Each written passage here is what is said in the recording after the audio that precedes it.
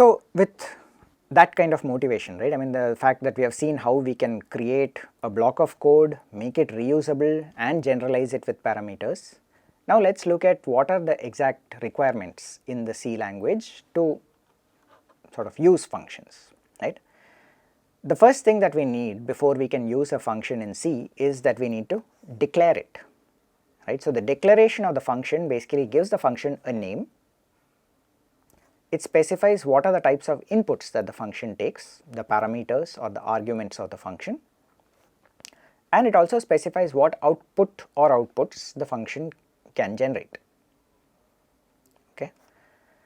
Now the declaration can actually be independent of the definition. In other words, I can declare the function at a certain point in time or a certain point in my code, and I can define the actual functionality later, right, and we will look at examples of that as we move on.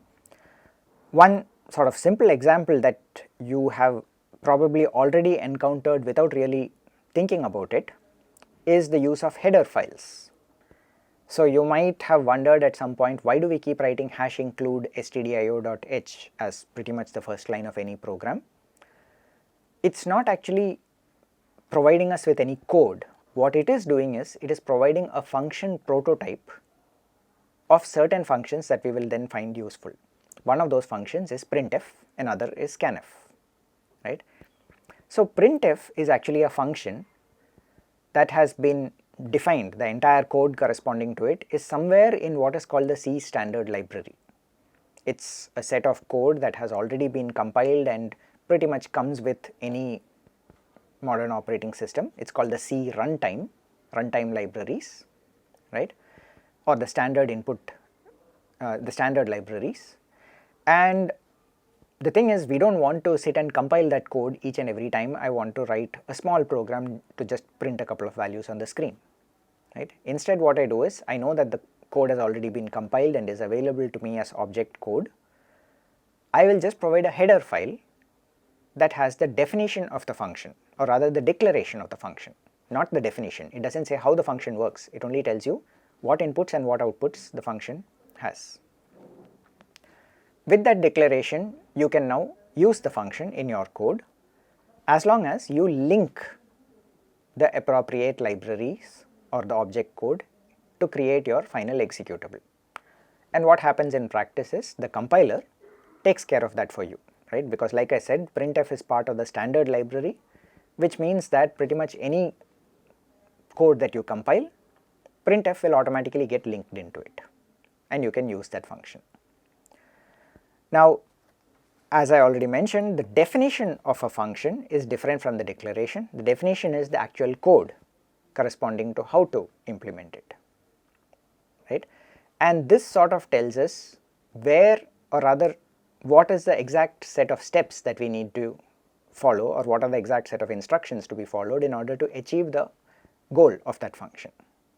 Okay. Let's look at a quick example of this. So once again, what I have over here is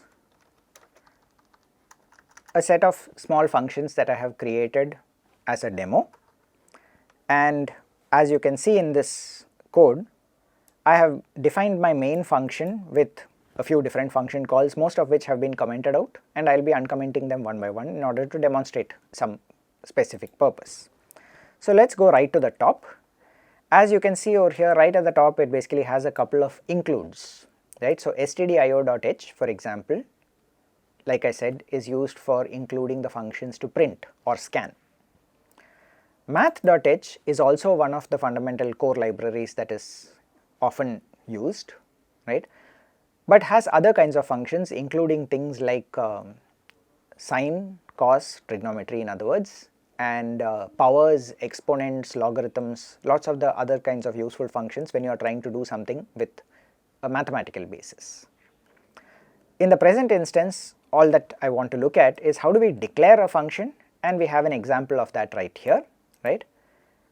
I have just declared the output type, which is int, the name of the function, start the parenthesis out here, and inside the parenthesis specify that it has one argument or one parameter, which is called x and is of type int. And after that, if you notice, I just have a semicolon. I do not have a block of code, I do not have curly brackets or braces telling me how the function works. The interesting thing is, if I just provide this declaration to someone else, that is enough for the compiler to allow them to compile a code that uses this function square. Where they will then get stuck is when the linker tries to put their code together and finally generate an executable, it needs to know how square was actually defined, right, or what is the code that needs to be run for that. In this particular case, the code for square, the definition is also right here, right. So what I have is, I basically have something which returns x into x. This is the exact definition. Interestingly enough, the way that C works for a function of this sort, given the fact that I have the declaration as well as the definition both within the same file, I could have pretty much skipped the declaration part, right. This definition out here would have been taken as an implicit declaration of the code, okay, as long as I only use this function square after I have defined it. Where you can run into problems over there is, let's say that you want to do the code the other way around. I want to call a function, let's say that this square function actually needed to call some other function that I have defined later on in my code. If I wanted to do that, I can't do it because the C compiler will complain saying that, hey, you have not yet declared this function. Then I could have gone and pulled in the other function that I want to call, copied its declaration alone out here, left the definition where it is at the other end, and everything would have worked fine, okay. To keep it simple though, in general, define a function before it gets used. The only time when you need to have an explicit declaration is if you are creating a header file that you want to provide to someone else so that they can compile their code and use your functions without having to link into your functions directly, okay. Alright, so how exactly does this square function get used over here? Once again, I have got another function declaration, right, where you can see that now this is a function of type void. It does not return a value. It also does not take any inputs, right. Now in most modern C compilers, this second void out here is optional, right. In other words, if you declare a function that does not have any parameters, it will pretty much by default assume that you meant to say void out here, right, and just go ahead and compile the entire thing. But this is a way of making it explicit that you do not have any parameters that you are feeding into the function. So let's try and run this, right. What will happen when we do it is, it will compile and then it runs and says enter a number, and I can enter a number like 5 and it prints out the number 25. What happens if I give 25? It reads it in and does that as well. If I give a really large number, now you can see of course that something else happened, which is that the square of this number was bigger than a 32-bit value, right. It went ahead and performed the multiplication, but the result was so large that it overflowed what can be represented in 32 bits and ended up becoming a negative number or looking like a negative number, right. So this is something which is different in C than in Python. Python would automatically have tried to promote it to a bigger size number and made sure that it tries and give you a proper value, right, whereas C is not going to do that. I have declared x as an integer and square of x is also defined as an integer, and an integer in C is 32 bits. So if you ask me to square a large number like this, it will do it. It will see a negative number, it won't check that there is something wrong out here, it will just return the value to you, okay. So this is an example of how we can define a function, or rather declare a function out here, define it and then use it somewhere else. All of these things can be done by using the simple constructs that are available in the programming language. So what are the different properties that we would need to keep in mind with regard to how a function needs to be declared and used? We need to give the function a name, and like I said, the name can be any valid identifier, and the same rules that apply to variables apply to the names of functions as well, okay. Now a function can have its own local variables. In other words, it can have some storage or some temporary storage or some values that it uses internally, and those are independent of other functions that have been declared. So in other words, I could have one function in one place with using a certain set of names, and those names are different from the functions that are used in other places or the variables that are used in other places. Similar to variables, we also have this idea of scoping or visibility. Where can I call a function? Or before I call a function, I first need to make sure it's declared, and then I need to make sure it's visible.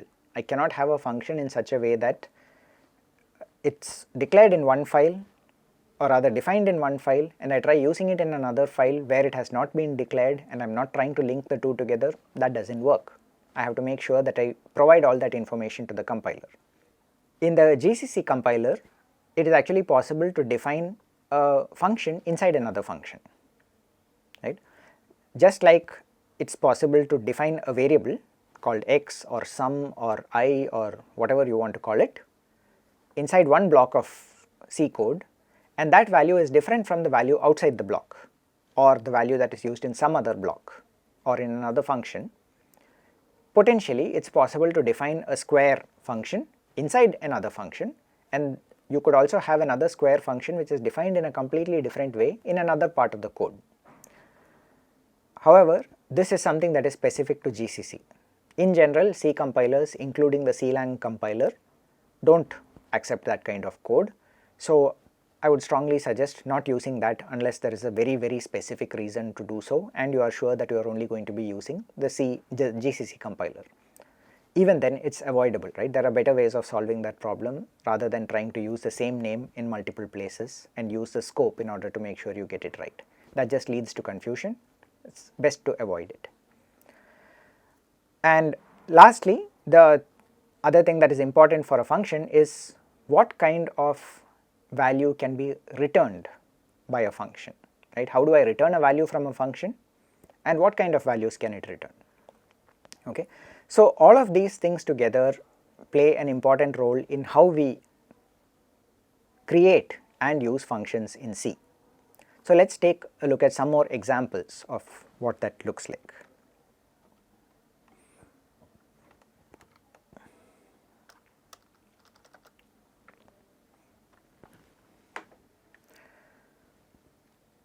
So now that we have seen how a basic function could be declared and then defined and used, now let's try to look at a slightly more useful type of function, one which takes multiple input parameters, right?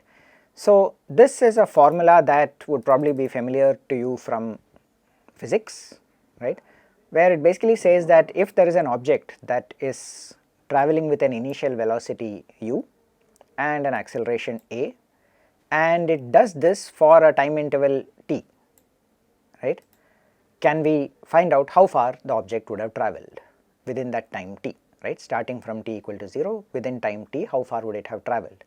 And the answer of course is there is some component due to the initial velocity which is u into t, and there is another component which is due to the acceleration which is basically building up its speed, and we know that that's half into at squared, right. So what I can do if I am asked to compute the distance travelled is I can basically compute u into t plus half at squared and return that. Okay, so far so good. When I am declaring the function, I basically say that it takes 3 parameters, each of type float, and I give them names. So the first parameter is going to be of type float and is named u, the second parameter is a, and the third parameter is t. Okay, now how do I actually call this?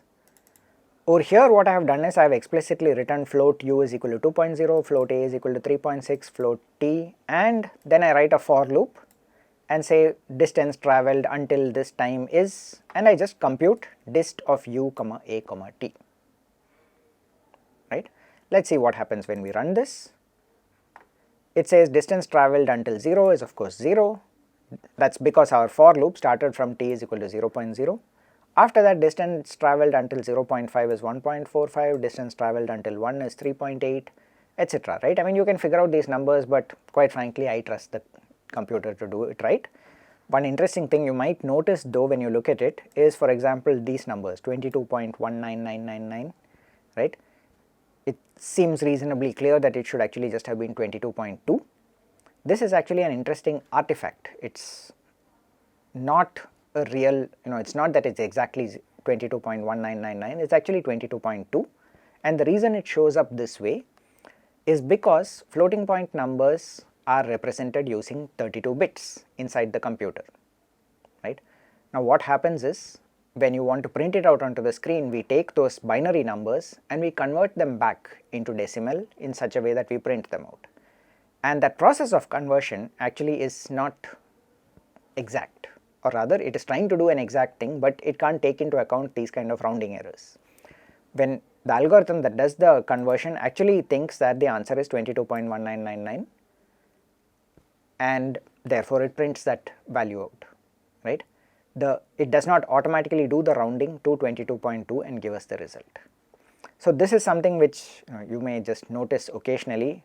There are a few different places where you actually see numbers that clearly should just have been rounded off. This happens because of the use of floating point numbers. Mostly if we used double instead of float, this kind of minor error should not have been there, right? But it doesn't really matter as long as we know what we are doing out here. Anyway, that was a digression. The main point is, I was able to call it with dist u, a, t, and it would print out all of these values. One thing to think about though is, how does it know that u is the initial velocity, a is the acceleration, and t is time, right? In particular, what happened if I changed this around and I wrote it as a, u, t? Would it figure out that there was something wrong? Well, not really, right? It just goes ahead and prints something out.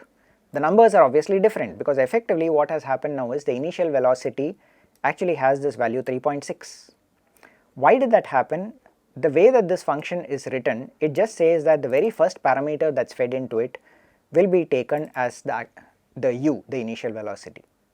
The fact that I wrote it as a over here, or I named it a, has no relevance, right? Because when it finally goes and calls the dist function, it doesn't even know what the variable was called at the higher level. It only knows that it saw a number, a floating point number. Whatever number it saw there is u as far as the rest of this function is concerned. The second number that it saw is a for this function, and the third number that it saw is t for this function. What that means is, you can make things even more interesting. You could actually have even written something like t, u, a, and it would still have worked because it got 3 floating point numbers, right? And you can see that yes, it has gone ahead and performed some computations, right? What does it actually mean? What it's effectively done the computation is that at each of these points, it started off with, for example, the first time it calls dist, it assumes that the initial velocity u is equal to 0 because that is the value of t the first time. It assumes that the acceleration is 2, and it assumes that the time at which I want to compute things is 3.6, which is the a value that I have fed in here. The next time around, it assumes that the initial velocity has changed to 0.5, right? The acceleration remains as this 2.0, and the time at which I want to find out the distance is 3.6 as before. So if you go look at these numbers and perform the computations, you will find that that is what these numbers correspond to, right?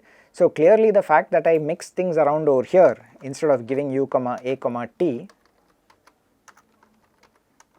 right, had no effect whatsoever on the correctness of the program. It didn't check whether you had given the correct set of numbers. It doesn't care, right?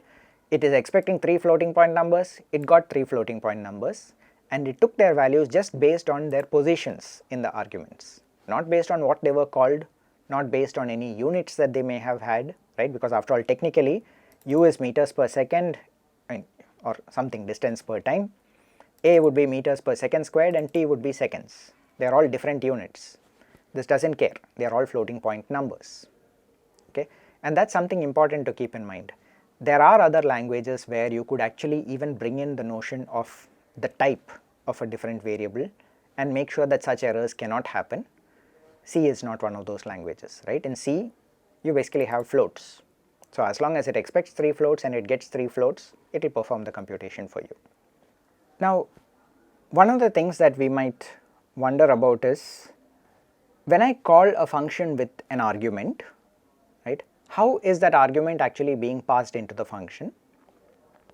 Is it actually the name of the value itself, the name of that argument that is being passed in, or just a copy of the value, right? And in general, the answer is that it's a copy of the value that is getting passed in, right?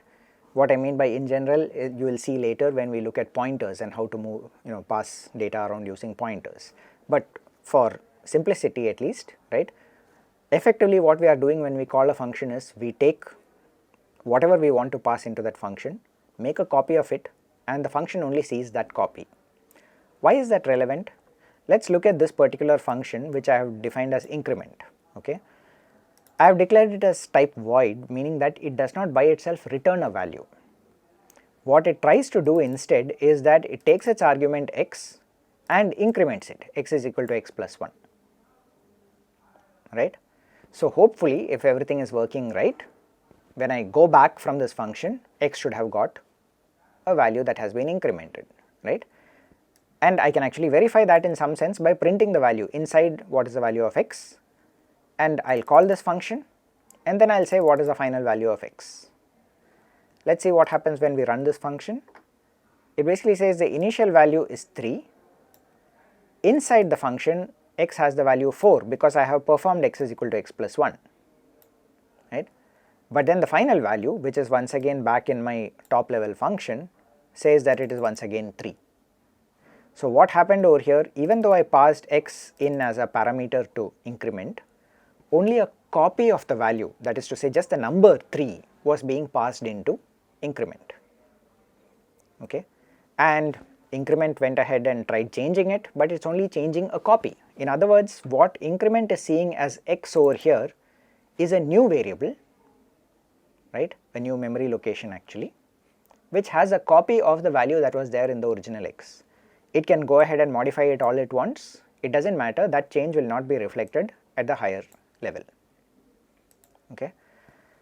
Now potentially some of you may have already seen that primarily in C++ there is this notion of declaring a variable as a reference, right, and if I had sort of declared this as int ampersand x, that is a reference to x, then this x is equal to x plus 1 could potentially actually have gone ahead and changed the value of x.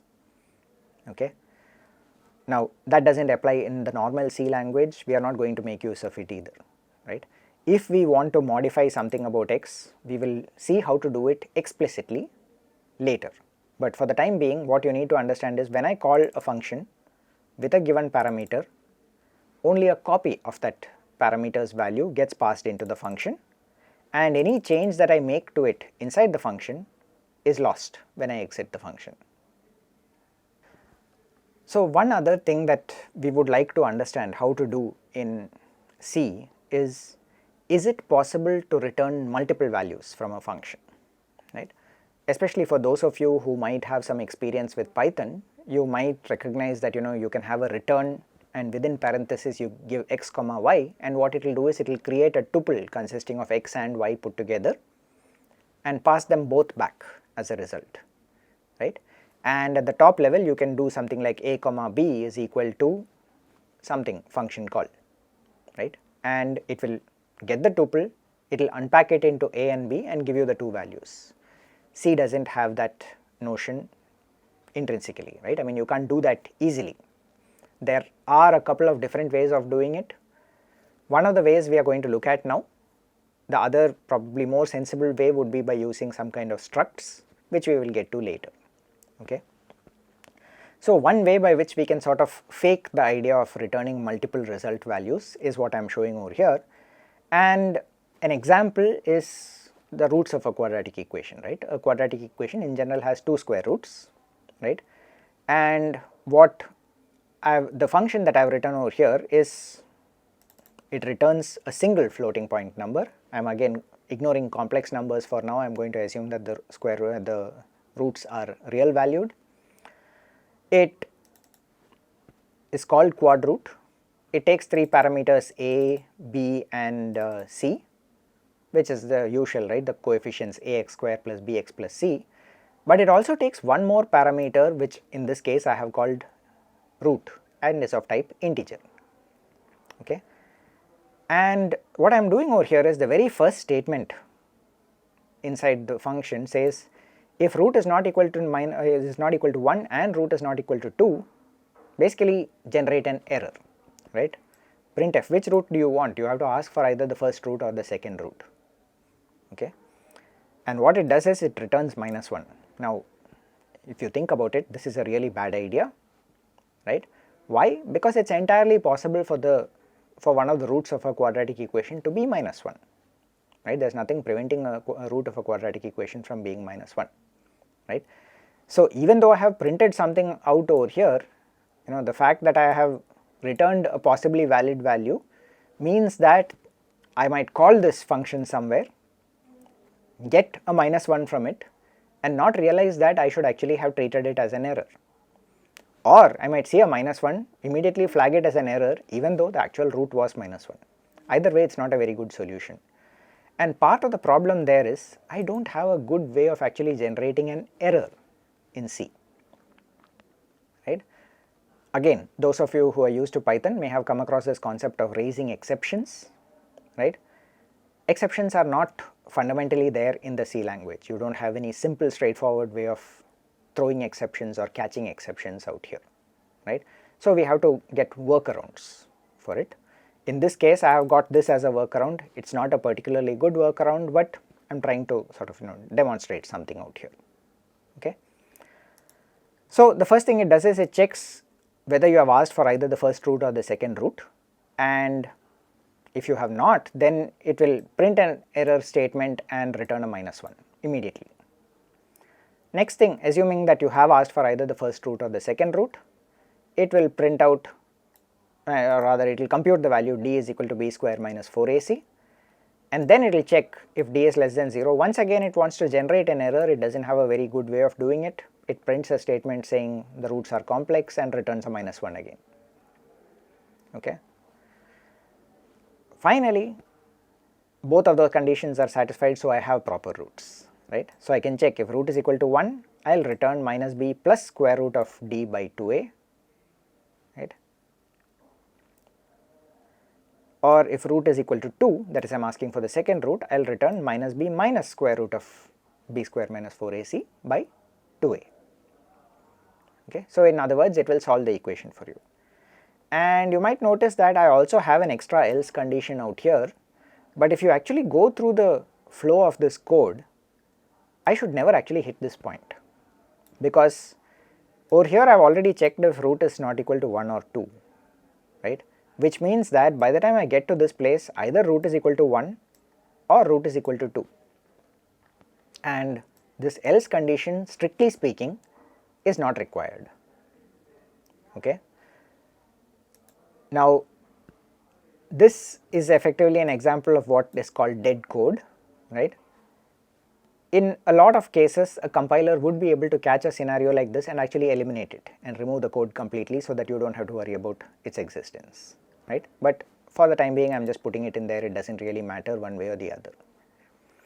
So what happens when I run this? I am going to run it with 3 different parameters. I will say print the first root, then print the second root, and then just to check, I am going to call quad root with 3 as the third parameter, right. And what happens when I run it? It says the first root is -1, the second root is -2, and finally it says for the third case, right, this quad root, when I gave 3, it first printed out which root do you want, and then it goes ahead over here and says the question mark root is -1. Now of course you can see that this was or rather this example only sort of proved a point, which is that the first root actually incidentally just happened to be -1, right.